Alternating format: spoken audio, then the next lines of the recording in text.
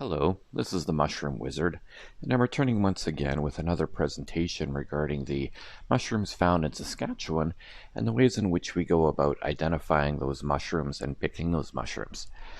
So, today we're going to be looking at another presentation regarding toxic species in Saskatchewan, and this would be the second presentation regarding mushrooms that I would consider lethally toxic.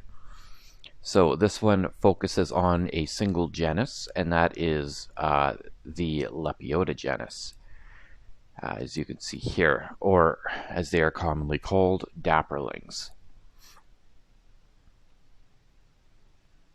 So what is a Dapperling? These are mushrooms, as I've just mentioned, belonging to the Lepiota genus.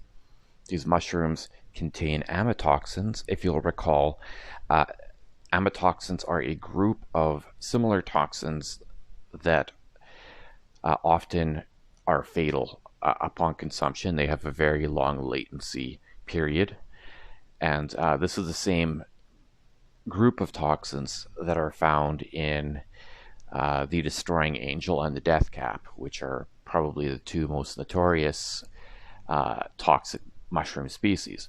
But this entire, well, not the entire genus, but much of the genus Lepiota also contains these toxins, yet they're far less often talked about.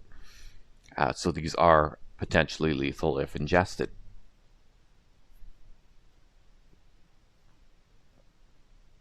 So the first species we're going to talk about is the deadly Dapperling. This is Lepiota subincarnata.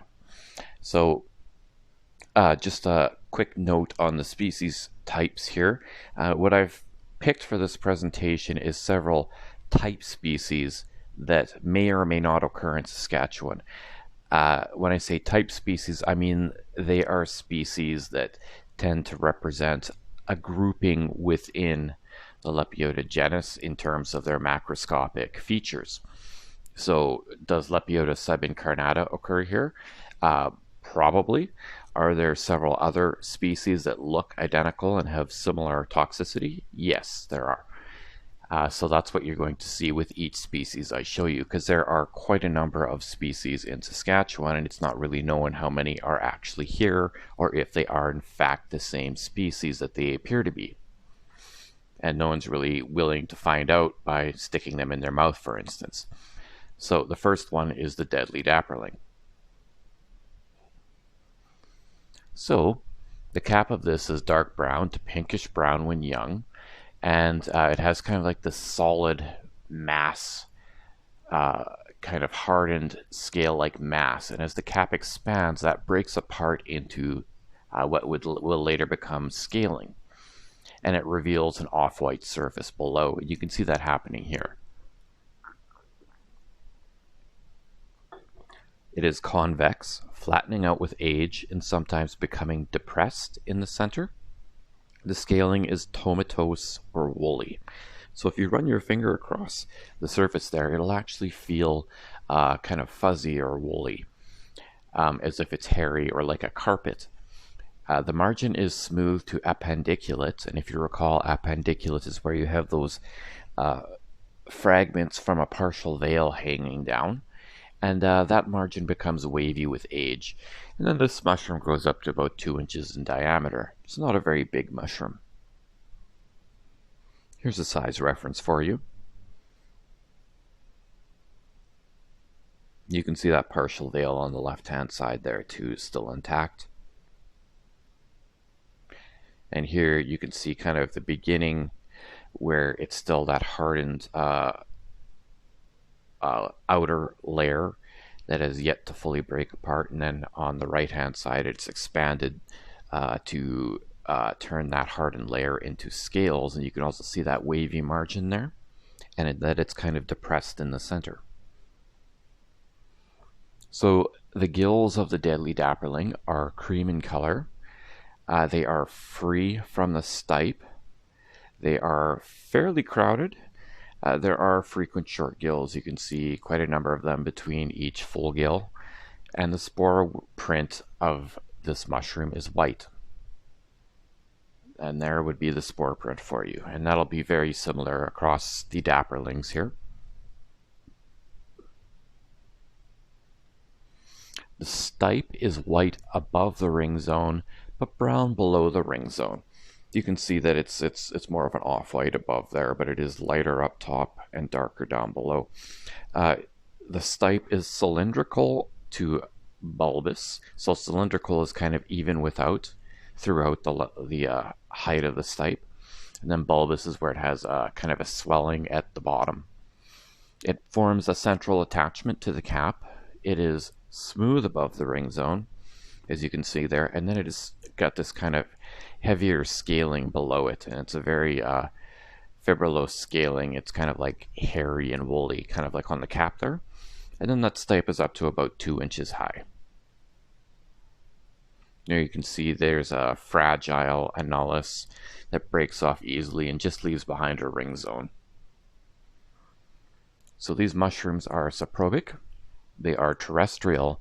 They are found in both woodlands and grasslands. So there's no real place that you can point to in Saskatchewan and say that's where they'll be, because they have the potential to show up everywhere, which again makes them fairly dangerous in terms of how widespread they are.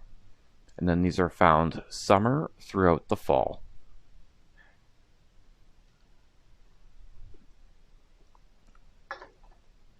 Their toxicity is lethal. They have a sweet odor, and then they contain amatoxins. We've been through that in the other presentation on fatal mushrooms found in Saskatchewan. And if you recall, these are also toxins that are present in much smaller quantities in the cone caps. So the initial symptoms, and this is something that you can expect within a few hours, would be diarrhea, vomiting, nausea, colicky abdominal pain, low blood pressure, and hypoglycemia. Now it's this latency period that catches people off guard because they feel fine afterwards. And then 3 days later to even up to say a week or later, secondary symptoms will set in, because even while you're feeling better, there's an awful lot of damage going on inside your body that's just not symptomatic. It's just not showing symptoms. But that damage tends to be towards your kidneys and potentially your liver or heart. So the secondary symptoms include jaundice, diarrhea, seizures, hemophilia, coma, liver failure, kidney failure, heart failure, and death. And that's an awful lot of failure to contend with all at once. So often when people are taken to the ER, if they're not having gone throughout the initial symptoms, sometimes it can be too late when those secondary symptoms set in. So the next species that we're going to look at is the stinking parasol, Lepiota cristata. This one for sure occurs in Saskatchewan. The toxicity of this, again, it's thought to contain amatoxins, but it's really not clear how much they do contain because people simply avoid it with good reason. So this mushroom is dark brown to pinkish brown when young, and as the cap expands, it has that hardened surface once again, which breaks apart into scaling and revealing kind of this off-white surface below. And then it often remains quite dark and hard in the central umbo area, as you can see happening there. This cap is convex to campanulate, and if you recall, campanulate is kind of like the shape of a bell in a bell tower, and it flattens out with age, sometimes becoming depressed and umbilicate, other times becoming umbinate. So umbilicate is where you have a depression in the center, but then in the very middle it rises up with a little umbo. Umbinate is where it's just flat with an umbo, like what we're seeing here. The scaling is once again tomentose to woolly, so that scaling, if you touch that hardened part, it'll actually feel more like carpet than anything else.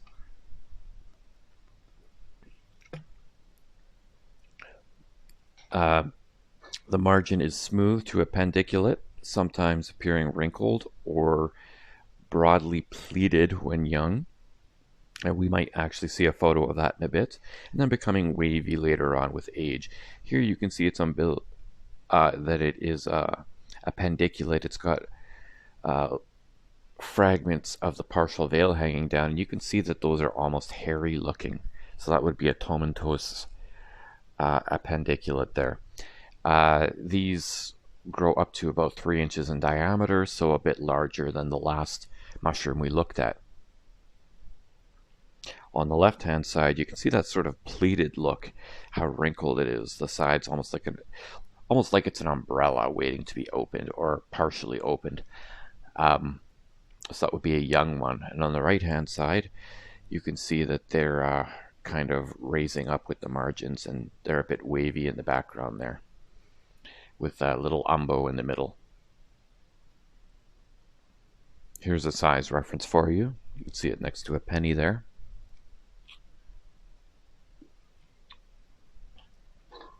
You can also see a little bit of splitting along the margins. So the gills are cream in color. They are free from the stipe, so you can see they're dipping down and they're quite a ways from the stipe, so they don't actually touch the stipe. They are crowded together. There are short gills present between those gills, but I'm not really counting more than 1 or 2 between each gill. So I'm not saying frequent, just present. The spore print is white, as we've seen with the previous Dapperling. The stipe is off-white, becoming brown at the base. It is cylindrical to bulbous, so there you can see a cylindrical type. It's about the same width throughout, and at times there will be a swollen base. It has a central attachment to the cap. These look to be very fibrous, and same with the last mushroom we looked at, so almost like the whole stipe is made up of these longitudinal fibers. And then they grow up to about 2 inches high. There's the annulus left over from the partial veil that covers the gills when the gills are young. It's fragile, it breaks off easily, and it looks a bit different than the last annulus in that this one's a bit more substantial, and it's a double-lipped annulus. You can see that clearly there. These are saprobic mushrooms. They are terrestrial, and then they are found in both woodlands and grasslands once again. So if you really want to look hard for this mushroom, I've often found this or similar along the sides of paths going through woodlands where there's grass growing as well. They are solitary to scattered, and they are found summer through fall. Once again, these are a lethal mushroom. You can see them growing in a grassy area. They could even grow on your lawn. They have a foul odor, so they don't have the sweet odor that the deadly Dapperling has. That's probably what leads to more people actually eating the deadly Dapperling, and hence it gaining its nickname there. Whereas the stinking parasol is a lot less likely for you to pick it and consume it based upon how it smells. So it has the same symptoms as the last mushroom to a greater or lesser extent, depending upon how much of those amatoxins is actually present in this species. So let's move on to the next mushroom here, to the next Dapperling. This is the Freckled Dapperling, Lepiota aspera. You can see there that it's got a bit of a different look to it. Yeah, so look at that cap there. So pinkish brown or orangish brown to brown scaling on the cap.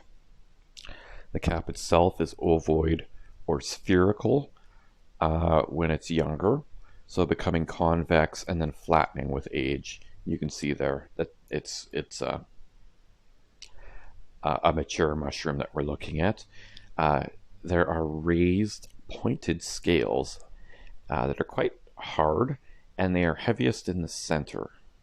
You can see that there. It's almost like little spines. The margin is appendiculate or scalloped. And we'll maybe see that scalloping later on. And then these grow up to about 3 inches in diameter. There's a size reference for you.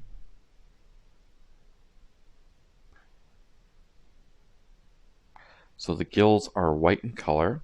They are free from the stipe. And it's hard to see there, but there is a bit of space between the gills and the stipe. Short gills are present. And then the gills are covered with a scaled partial veil when young. So that partial veil will be scaled just like the top of the mushroom is. And this produces, once again, a white spore print. You can see even the ring zone there actually is scaled. That's kind of interesting. So the stipe is light brown. It is cylindrical, so the same width throughout. It has a central attachment to the cap. And then it is kind of fibrillose below the ring zone there. So you can see that there's a bit more of this shaggy scaling going on below the ring zone. Not so much above. And then it grows up to about 3 inches high. The annulus is pendant and has scaling on the bottom. So you can see on the right hand side that this sort of skirt-like annulus kind of hanging down, but that tears off easily.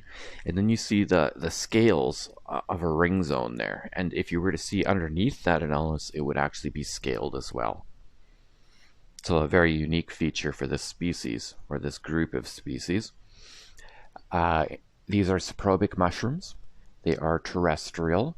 They are found in decaying hardwood leaf litter. So that's something you will actually even see in cities, right? I mean, elm or oak or birch or cottonwoods. They're solitary to scattered, and these are found summer through fall.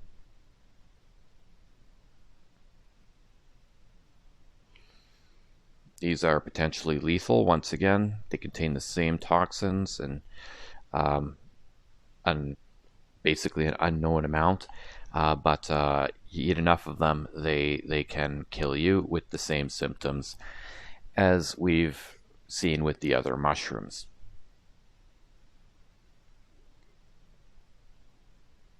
And the next species we're going to look at is the shield dapperling, and this is Lepiota clypeolaria.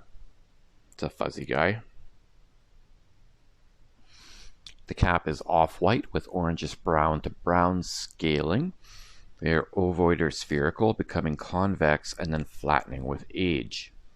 They have raised fibrillose scales, and then the scaling is heaviest in the center.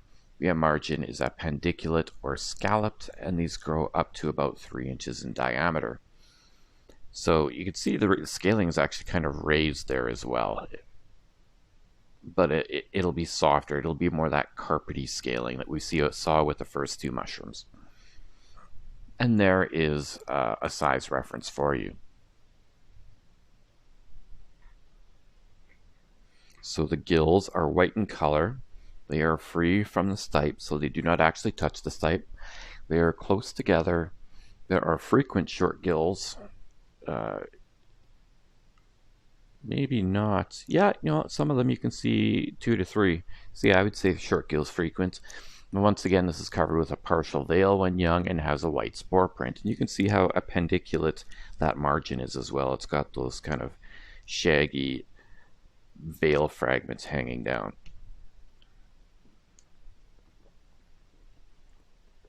So the stipe is light brown. It is cylindrical. This one I would even say is bulbous. You can see a little bulb there, but it has a central attachment to the cap, and there is a shaggy and fibrillose kind of quality to it below the ring zone there. You can see how shaggy that is, and then more smooth up top. And then the stipe grows up to about 3 inches high. This has more of a sheathing annulus, so the annulus actually is an extending down, and that's what that shaggy area below the ring is. These are saprobic mushrooms. They are terrestrial. They are found in decaying conifer depth. So kind of the opposite of what we saw with the last dapperling. Remember, this is kind of like Dapperling types that we're looking at more than they are actual species, more of a type species. So now we've got the one that grows in conifer duff. And then these are solitary to scattered, and they are found summer through fall. In terms of their toxicity, again, same thing that we've looked at. And you can see what I mean by ovoid when they are very young. They tend to be more ovoid and or conical than they do convex, like many mushrooms are, almost egg-shaped.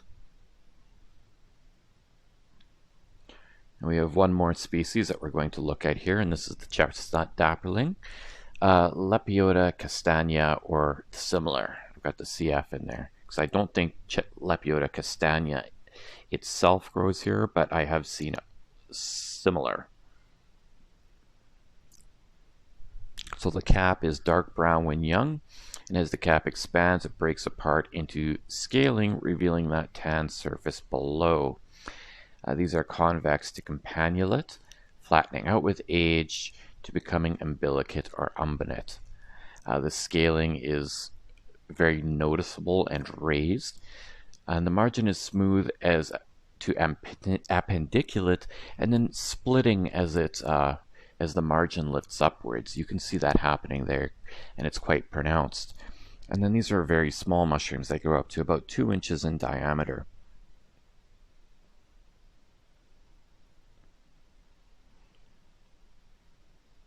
There's a size reference for you.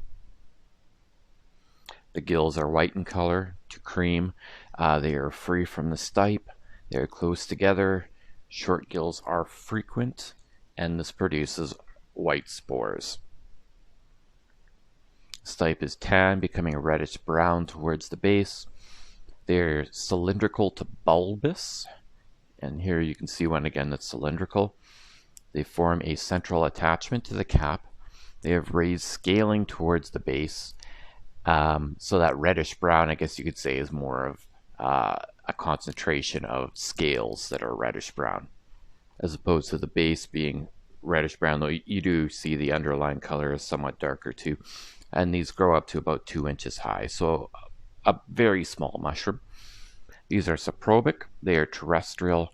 Again, they are found in decaying conifer duff. You can see that clearly in the photo there too.